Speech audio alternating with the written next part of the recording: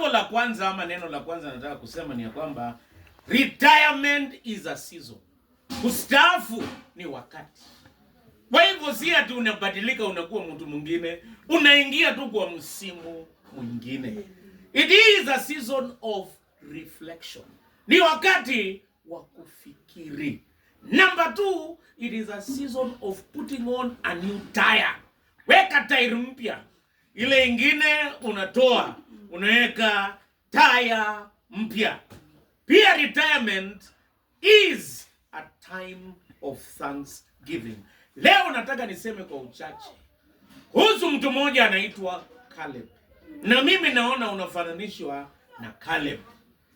Caleb wakati alipostaafu katika kitabu cha Joshua 14, kitu cha kwanza alikumbusha watu retirement, kustaafu, kufika zaidi ya miaka 60 ni wakati wa kukumbuka uaminifu wa Mungu. God has been faithful. Nilipokuja parokia hii ulikuwa unatibu pale panaitwa Cottage.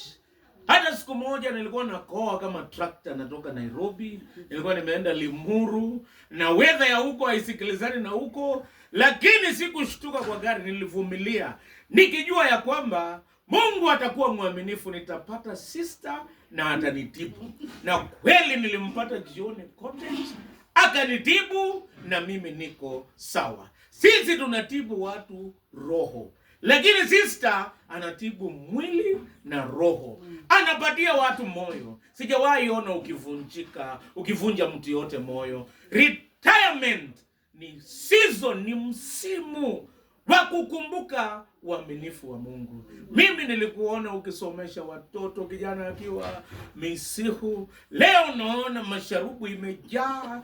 Nikaona kweli Mungu case.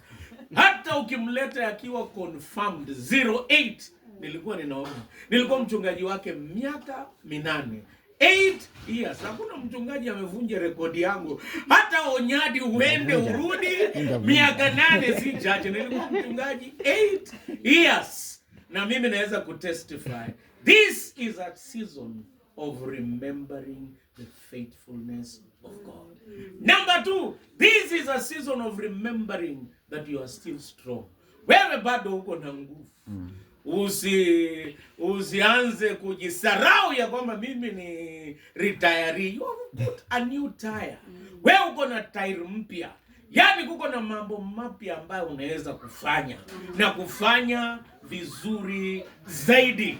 Kwa hivyo mimi nataka niseme it is a time, it is a season of renewing your strength.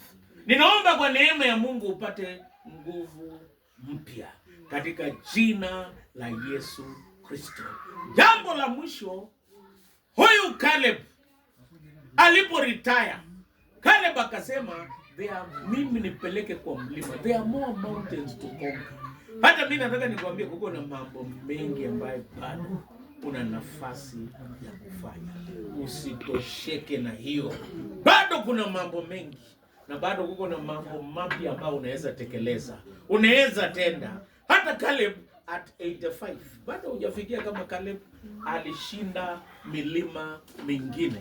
He conquered many more mountains. There are many more mountains to conquer. Kwa biashara, nakumbuka tulibariki biashara yako sikendu siku moja. Wapi bado huko mambo mengi, hata ukulima. Na hata wewe sasa umekuwa consultant kwa health. Yaani hauangalii tu symptoms, unaweza kudeduce certain things.